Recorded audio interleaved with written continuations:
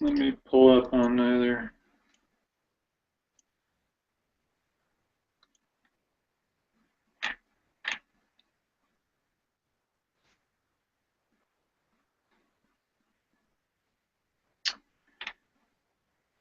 All right, so it starts off with with regard to the key elements in the business model. What should Cloudflare keep or start doing with respect to CVP, GTM, TOM, and CFF?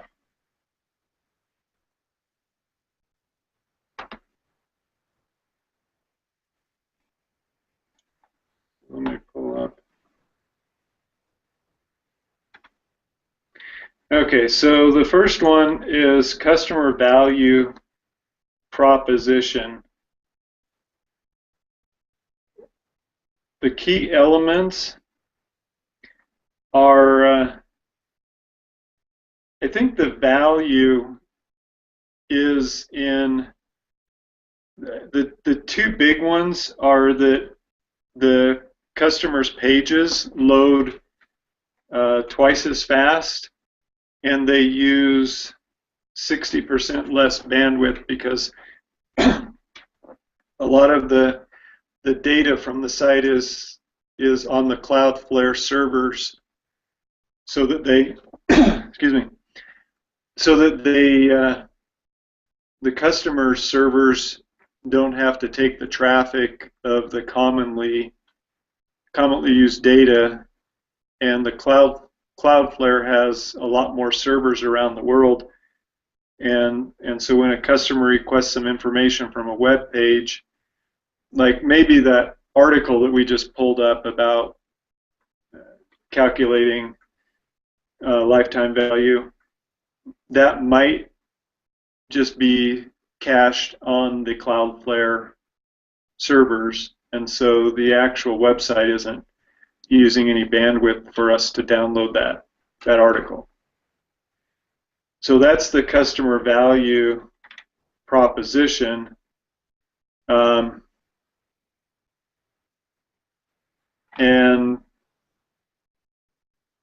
some of the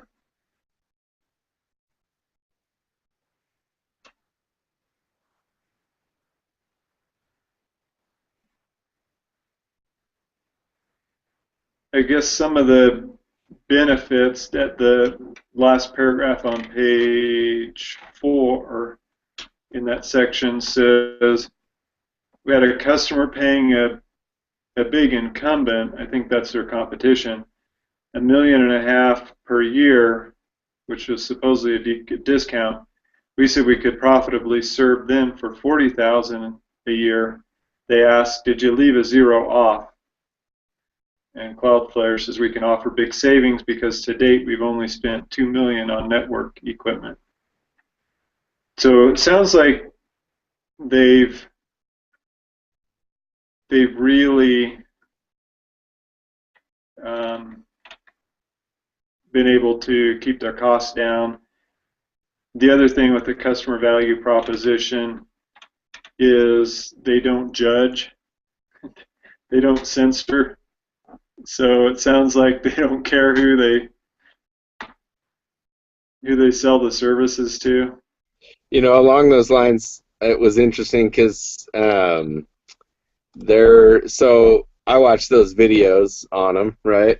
And in the autoplay video that followed the one video was a news article that was, or a news interview that was with these guys just in November of last year, so 6 months ago, and they were being accused of assisting ISIS because some ISIS sites were behind their network or whatever, you know, were being protected by their network, and that hacker group Anonymous was supposedly trying to take down those sites, but because they were behind the Cloudflare protection or security, they were not able to take down those sites.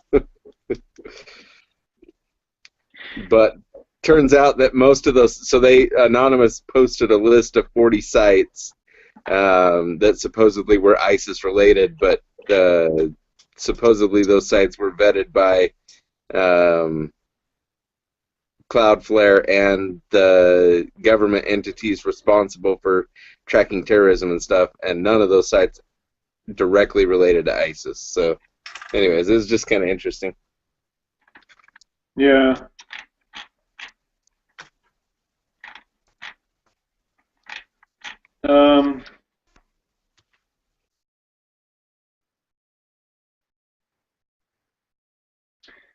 So GTM, that's their go-to-market.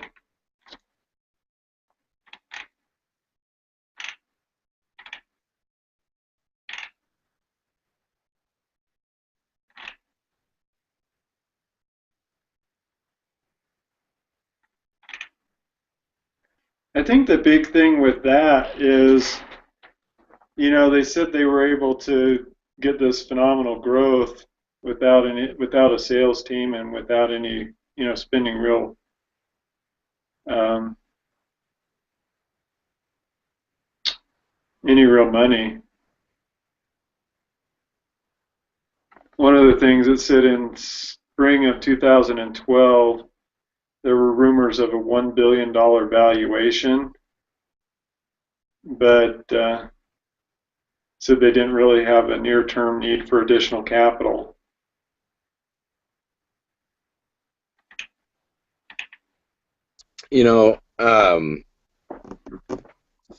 An article that I read that was tied to that,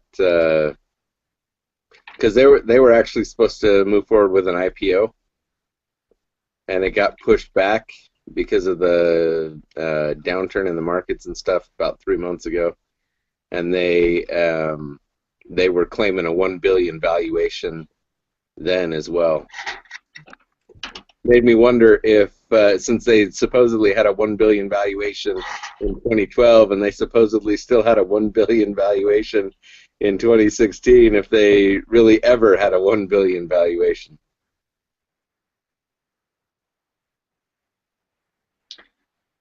Yeah, and the thing I kind of got from this, did their engineers have stock options or anything? Because I didn't see that. I don't remember seeing that in the case, but like I said, I only made it to about page 9, so I still have 4 pages left to go.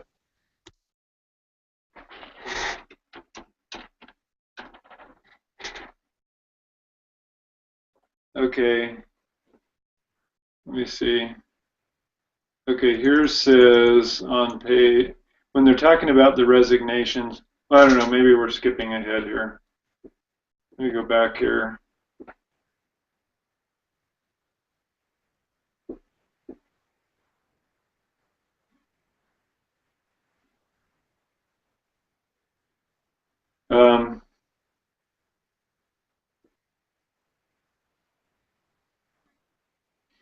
I haven't done this spreadsheet like this. It says, suppose we have to hire more engineers in direct proportion to how we scale, which to me doesn't sound like they need to. Seems like once they develop the software that does it,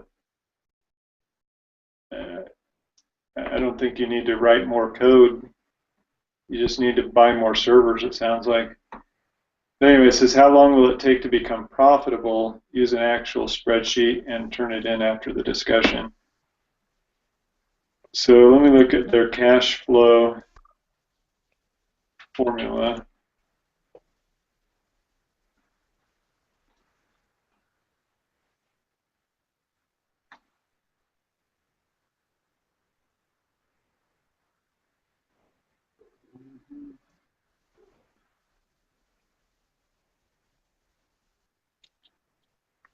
I'm not finding their cash flow formula.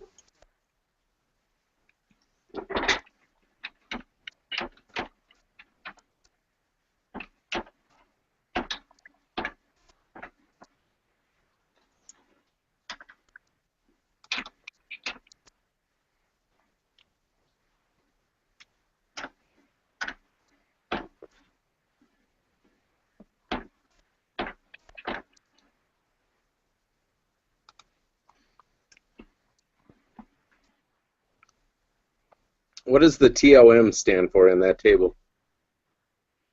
I don't know. And the CFF?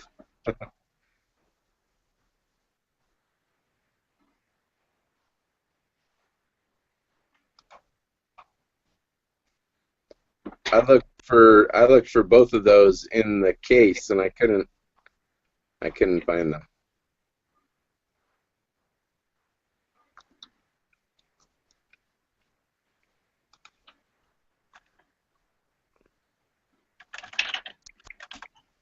Let's see.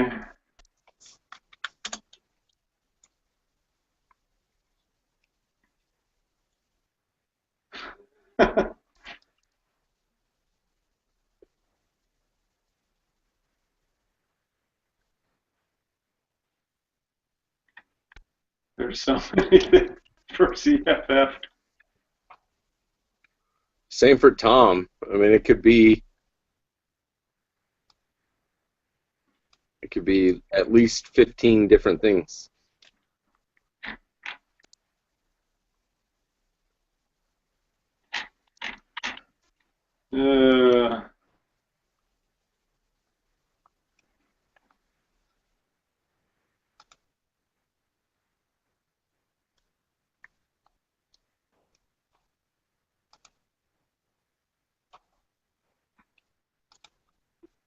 Has anybody watched that video, the CloudFlare profit formula? No, but I'll bet that's what CFF stands for. Cash flow formula. Yeah, maybe, huh?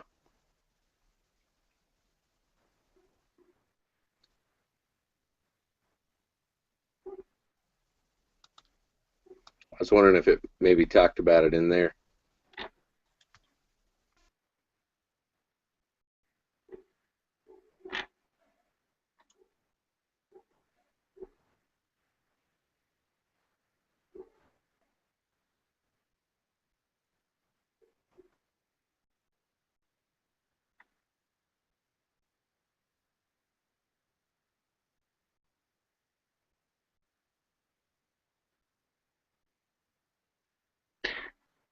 You know what? I think that link didn't work or something. Oh no, I know. Okay, that was that. Okay. I do have that. Sorry. Here, I'll share my screen and pull that up. Just spaced out there for a second.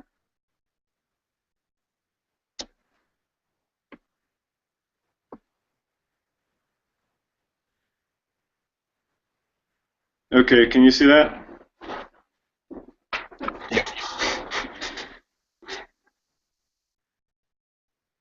Okay, this was what that one professor had you kind of create.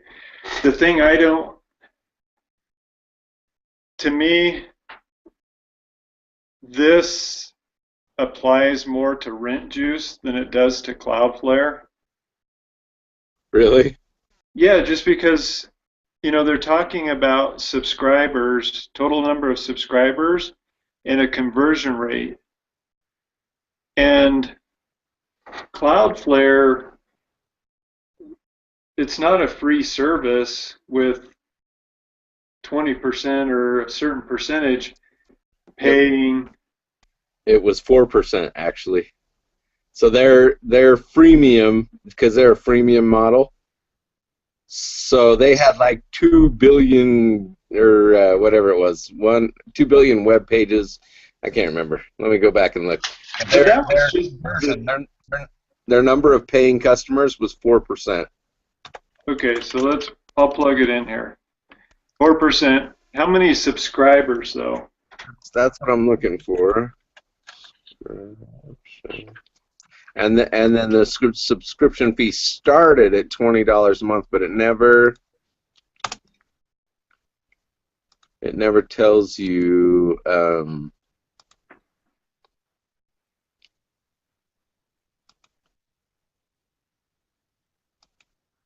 what the other ones, what the higher level are at. So it gives you a profit formula on page 6, and there it estimates 500,000 subscribers at 4%. Okay.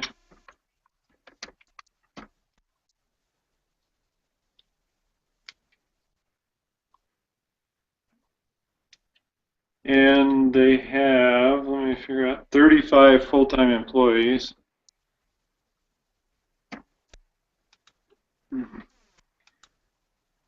And we'll just rough out the 150,000 per full-time employee.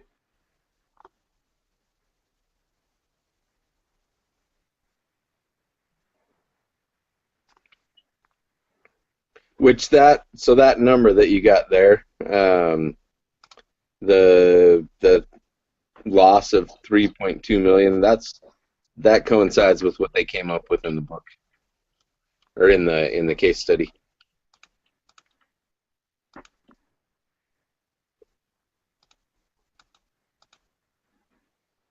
I just make sure I've got my variable costs, make sure that's right. So 58% of total annual revenue, okay, is variable costs. Fixed costs are number of full-time employees times the cost per full-time employee. Okay, so that's right. Okay. All right, and I found the answer to our acronym questions here. Okay, let's hear it. So CVP is customer value proposition. TAO is, or what's the other one? TOM, so CVP, GTM, TOM, and CFF. Okay, so CFF is the cash flow formula. Okay. GTM is or what was the other one? So GTM and TOM. Okay, so TOM is technology and operations. Management or something. And GTM is go-to-market plan. Interesting. Okay. Where'd you find those at? Those are on that prep assignment CloudFlare case. Oh, The first question, with respect to the elements of CloudFlare's business model, customer value proposition, technology and operations, go-to-market plan, and profit, what should be management's top priorities? Got it. Okay. Both in terms of what they need to keep doing well and what they need to do next. What do these priorities imply about organizational structure, culture, and processes? The big thing I see with this is I'm going to save this one and I'm going to make another one just to play with.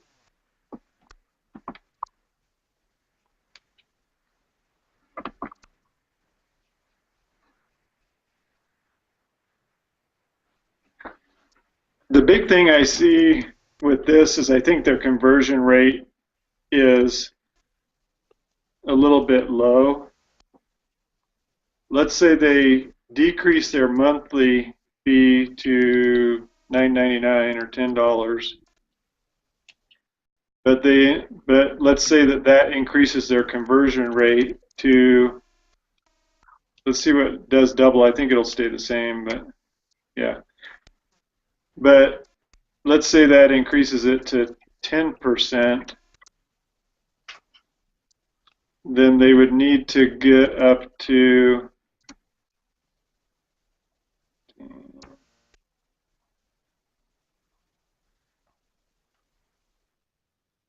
ooh, that's a lot. That's a pretty high conversion rate.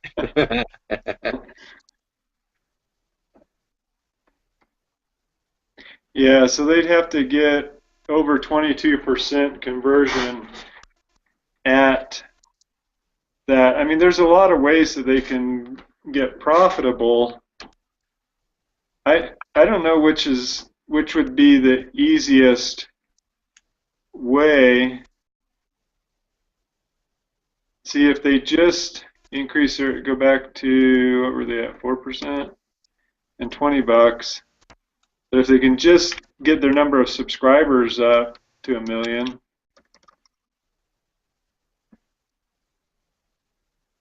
and increase the conversion rate to 5%, they're pretty close.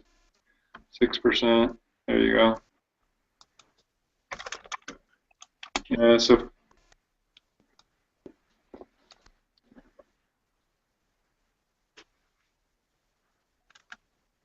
I mean, I think with their model, one of the things that's going to happen is I think the price point's going to come down. I don't think they're going to necessarily have enough new services to keep the price up there.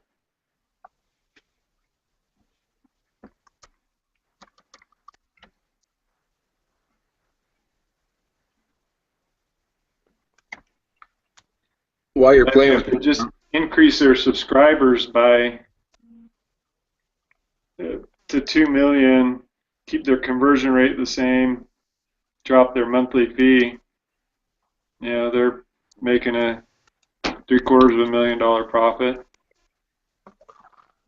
So if they have $14 million in revenue.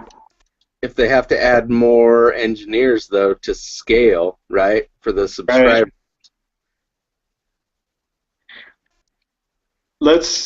So we can plug in a formula here for,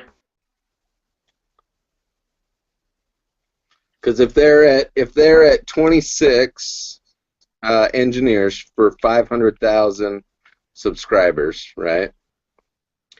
Then for every basically 20,000 additional subscribers, they need to add one engineer.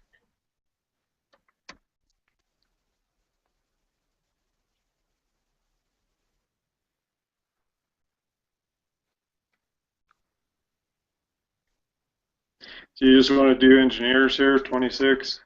Yeah, I would think so. Well, yeah, I mean they have full-time employees. The average cost. So if in looking at the profit formula section on the case study, it says a rough rule of thumb that was at Silicon Valley startups whose staffs consisted mostly of engineers and managers, rather than large numbers of warehouse or customer support workers, might pay about $150,000 per head in salary, benefits, rent, and overhead. If this rule held for CloudFlare, which had 35 employees, then such expenses would be equal to $5.25 million.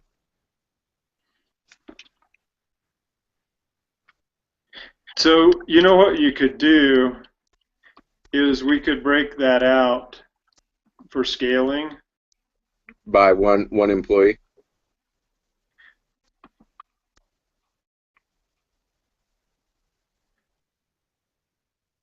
Number of full-time engineers? Yeah. So we'll do managers, because we should.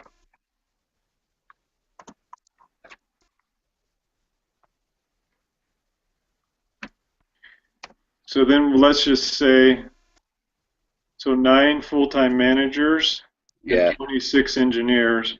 Yeah, that's good. I like that.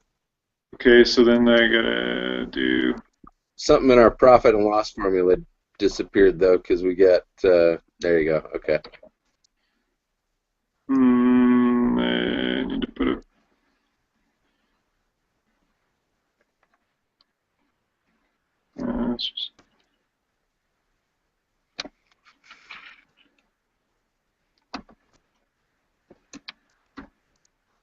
there you go. Okay, so now let's do this. Okay, yeah, that's right. No, that's right. Okay, so how many engineers per subscriber, or subscribers per engineer? 20,000 per engineer, roughly. Okay, so we'll do this. equals this divided by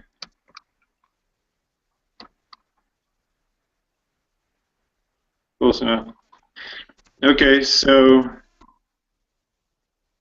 let's say we do go to 2 million subscribers. If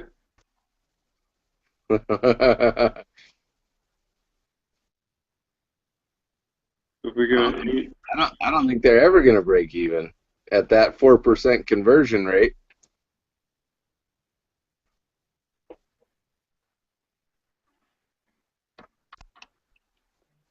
There we go. yeah. Yeah, so what I think I'll do is I'll just keep cutting and pasting these to make a, worst case scenario, conservative scenario, and then a rosy scenario. Yeah.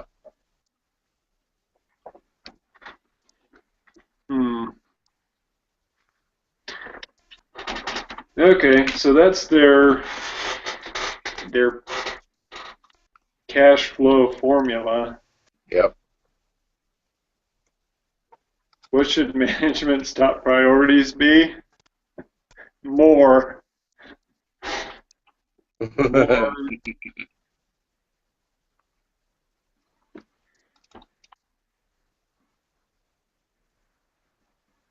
1 million.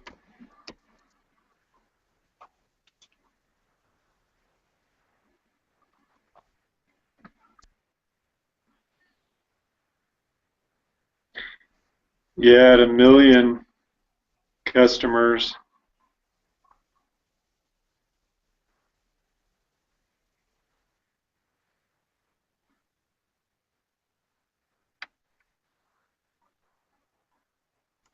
I think they should really focus on getting that ratio of subscribers to engineers down. Because let's just say at 8%, they're not making any money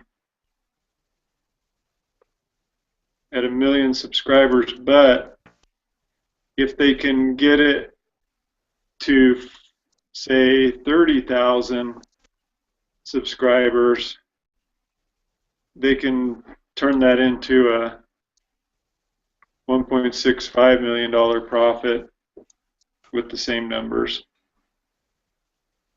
Yeah. And I just don't see why they have to keep adding more engineers for more subscribers. Seems like once the code's written and the thing's working, I don't know why you need more engineers every time you get more customers. That's a good question.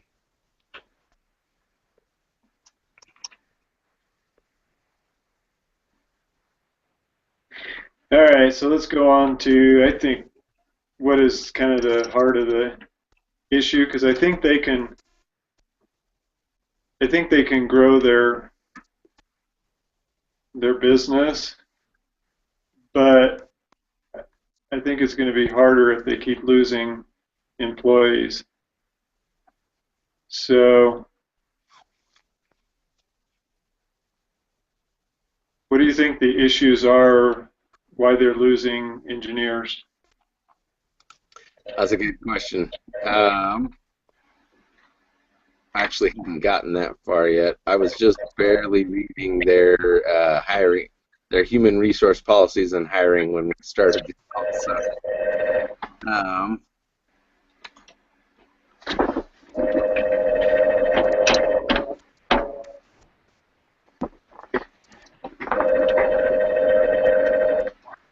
okay, so if you go to page 10, it kind of gives a little summary of the 5 people that have resigned.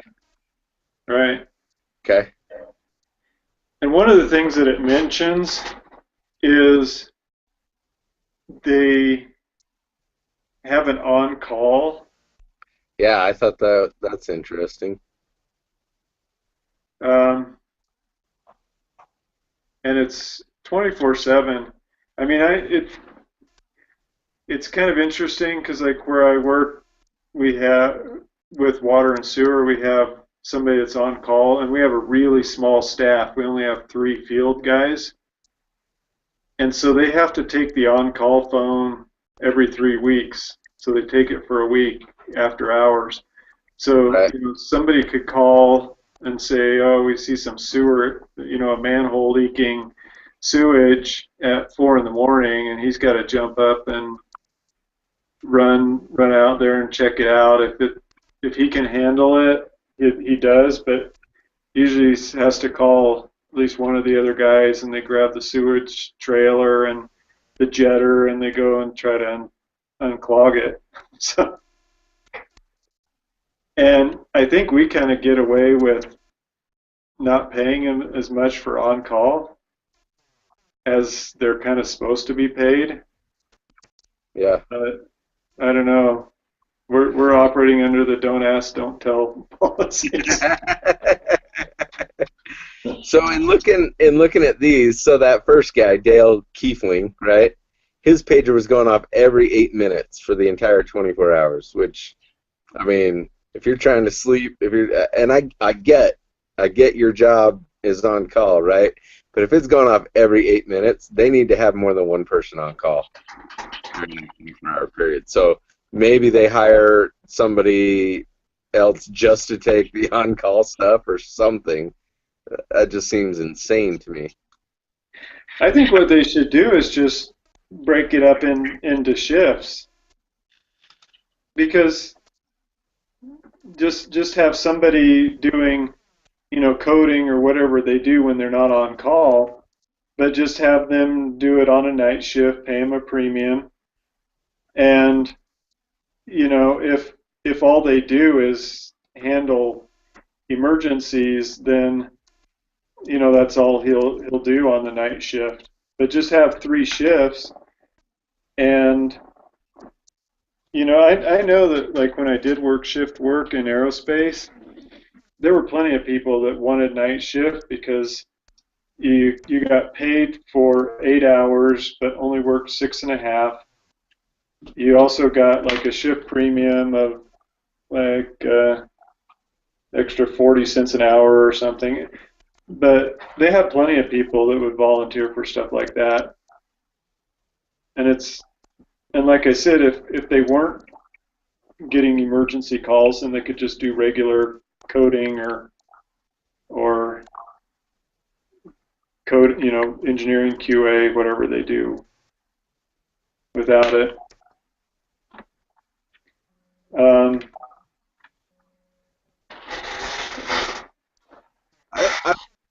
So with the volume of responses needed when they're on call, I don't know that shifts would work because so in addition to working their regular 9 to 5 or whatever it is that they work, right? Then they're on call, for what does this say? They alternated weeks on call. So I'm on call for a week, right? And so for that entire week, if my pager's going off every 8 minutes in an entire 24-hour period, that means I'm on call. I'm working all week long for that one that I'm on call. Now, he may be exaggerating, I don't know, but I mean, if you think about that, so 24 hours divided by 8 minutes,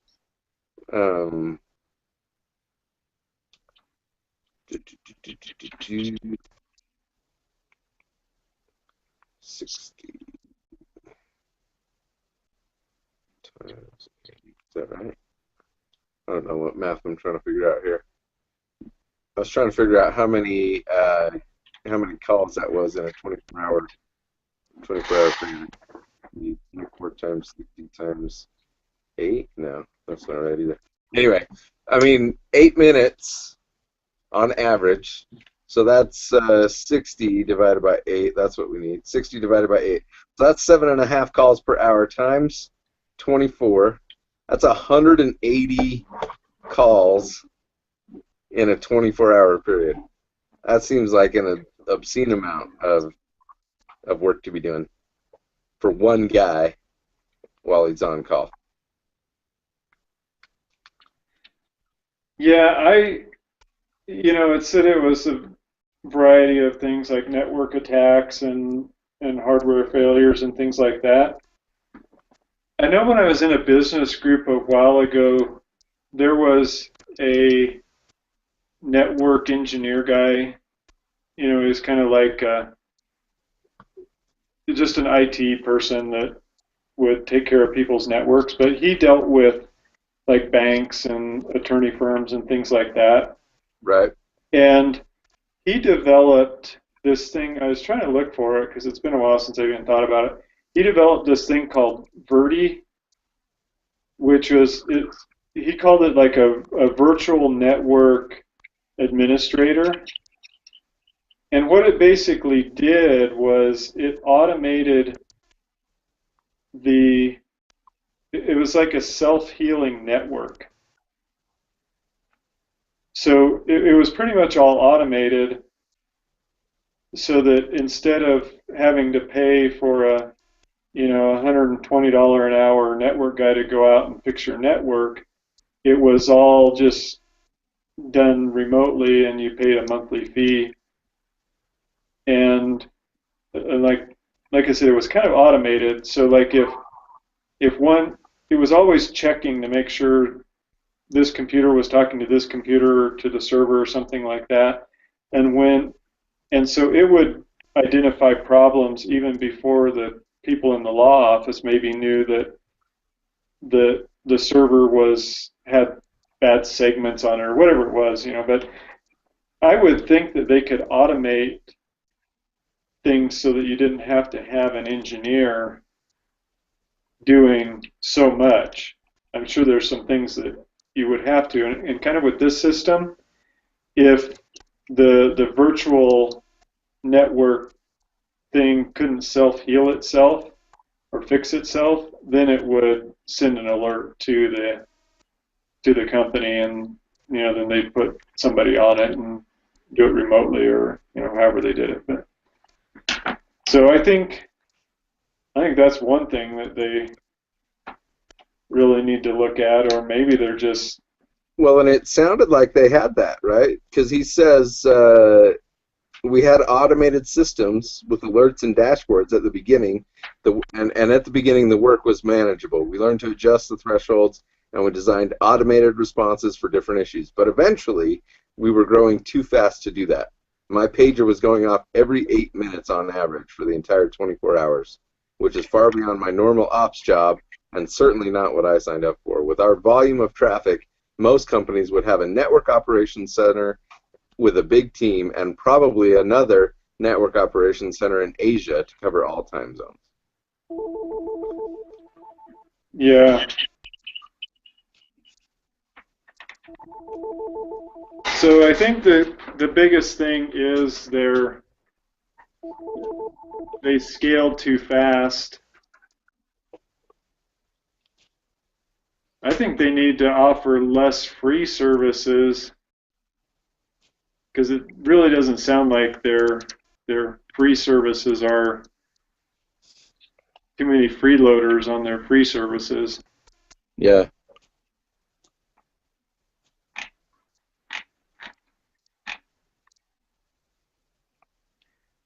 And the biggest thing I see is I think their resignations really could escalate. Yeah, I mean, it sounds like the more people that leave, the more stress that puts on the people that are left.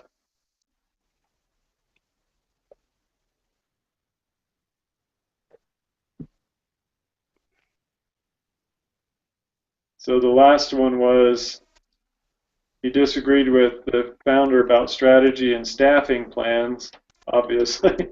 Yeah. When he realized that he wouldn't get the larger team and management responsibility he resigned. The other thing it mentioned was that there wasn't a clear structure with an organizational chart as far as who reports to who.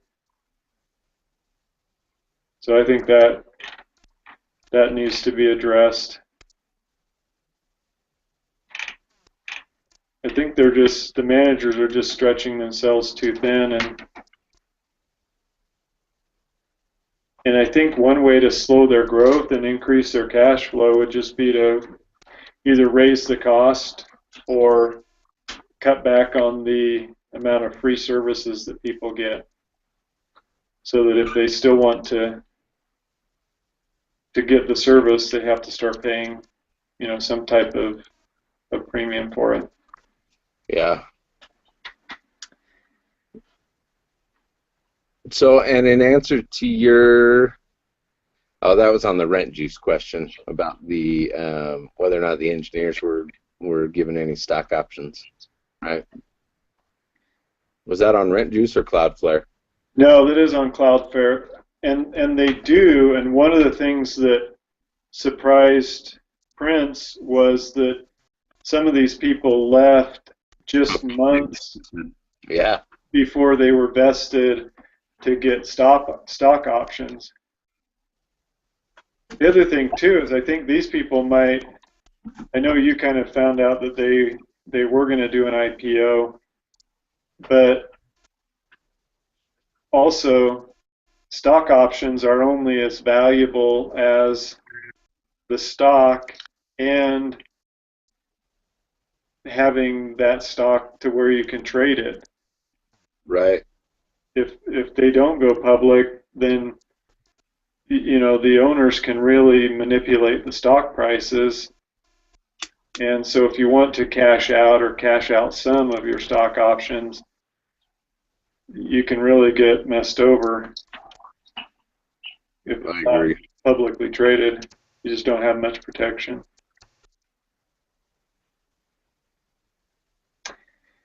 Yeah, it's interesting. Interesting. Well, so we need to make a group decision. Should CloudFlare implement more process and structure, slow down growth, discuss what will happen to the company under your recommendations? Okay, so first question, I think it's obvious that they need more process and structure. I don't know. I don't see hiring a VP of HR necessarily as being the solution. So we did another case study in a different class that I'm taking this semester on a company called IDEO, and it's interesting because they don't have any real infrastructure either, right? There's no titles. But their business model is different. They're a design company, right? So creativity and innovation doesn't necessarily thrive in an environment where you're always looking to the boss for the final say, right? Yeah, and engineers are very structured. When you're writing code, it's like one line after another line after another line. That's what they do all day. And so if they don't have that structure, I kind of think that it's a little kind of goes against the grain of creativity, but they're engineers, they're not artists. Right. And I guess my point in bringing that up is that it can work, but is that the right structure for this company? And I think you made a great point there in that engineers typically are pretty, they're pretty methodical. They're pretty structured in both how they think and how they work. And it makes sense in my mind for them to have a little bit more structure in the company. I don't think it needs to be excessive. I mean, one of the key things, or one of the draws for a lot of the engineers, was that they got to kind of do their own thing and call their own shots, is what it said in the case study, as far as projects that they worked on and that kind of thing. So I don't know that it needs to intrude on that, but I think they need to have some kind of structure and some kind of hierarchy. Yeah, I agree. I just don't think that not having the infrastructure, I get maybe we're confusing infrastructure with structure. So I think maybe what we're saying is the company really needs infrastructure to support the engineers so that they can be creative. Obviously, the guy that's working 24/7, he's not going to feel anything like being creative. All that's going through his head is how tired he is and how how many fires he had to put out last night. Yep. So yeah, I think maybe the infrastructure is more critical than structure. So slow down growth. I don't think so. What? I don't think so. I think they want to accelerate their growth. But do you think they can get it under control? Do you think they can put the infrastructure in place while they're growing at this pace? That's a good question. Was Rent the Runway one of our first ones, or was that another class? No, that was here, and it was one of the first ones.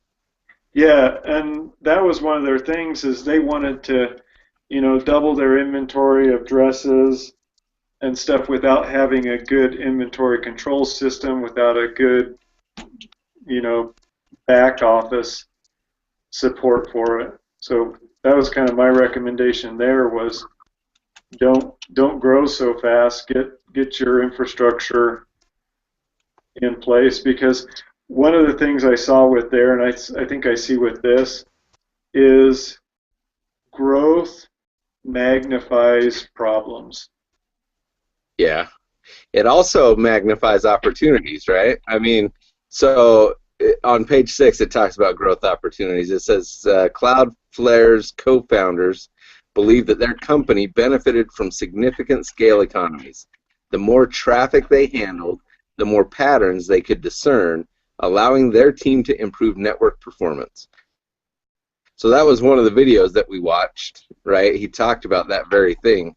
The more users they have, the better their service works because they are tracking more attacks. They're tracking more network flow. They can see bottlenecks and when it's going to happen and build around that. So the more users they have, the more opportunities they have, the greater the economies of scale for what they're trying to accomplish. Now, at some point, that may come with a cost, right? The larger they grow, the faster they grow, like you're saying, the more problems that they're going to experience internally from an employee standpoint. I think there's some merit there, but from a company standpoint, I think they want to grow as fast as possible. Yeah, I see that. I mean, what happens when they get down to 18 engineers and nobody will come work for them because the word's out that that you go there, they're just going to work you till you're burned out, and you'll burn out in a few months. Yeah. I just don't. I guess the word I'm looking for is sustainability. Yeah. I don't think their current operational model is sustainable. I would agree with that, but I don't think that has to be exclusive of growth, right? I think they can. I mean, so we're talking about implementing some structure within the company, and I think some of that comes with the growth, right? If they're going to grow, let's put some infrastructure in place. Let's put some structure in place so that they can grow the right way and not be faced with the same, because I agree, their operational model, the way it is right now, if they're going to grow to the size that they want or need to grow to hit, some of their benchmarks and profitability and whatnot, then they need some kind of infrastructure to enable that growth without imploding the company.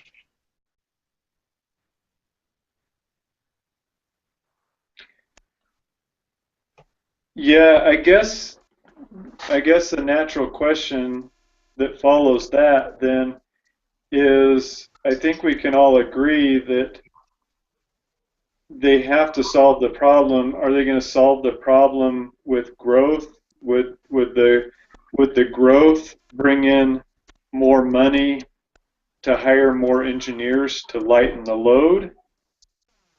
Or would it be better for them to do a round of funding and use that money to bring in more engineers, lighten the load, and then grow?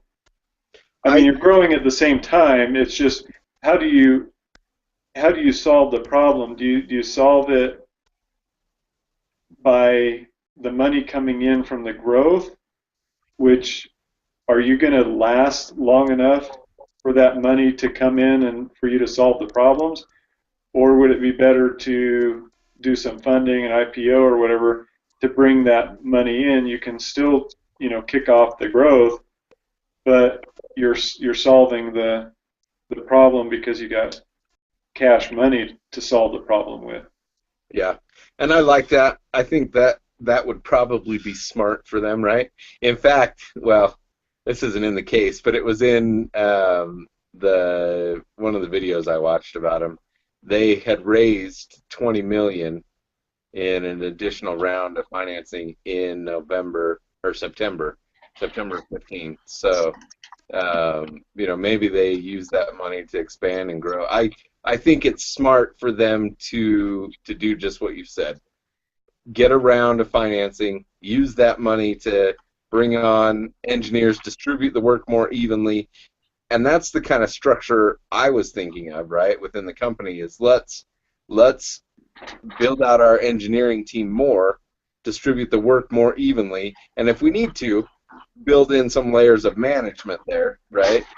And I think they would need to at this point if they want to continue to grow, but yeah, use the funding to kind of as a launching platform for their growth by bringing on more engineers, distributing the work. That way, as they grow, the work stays evenly distributed. They can bring on more engineers as needed, and they've got what they need right now. Maybe obviously 26 engineers isn't enough. And another option might be to outsource a tech center. Somebody that handles those attacks or whatever. All they have to do is write a protocol for, if this happens, do this type of thing. Yep. So there's certainly plenty of engineering outsourcing that goes on in the industry. Yeah. So.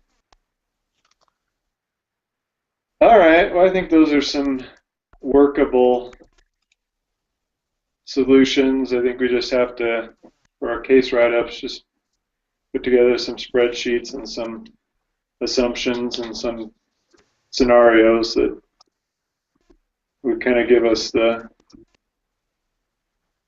profit models for each of those. I agree. All right, I'm going to go ahead and stop it, and I'll post these on the discussion boards.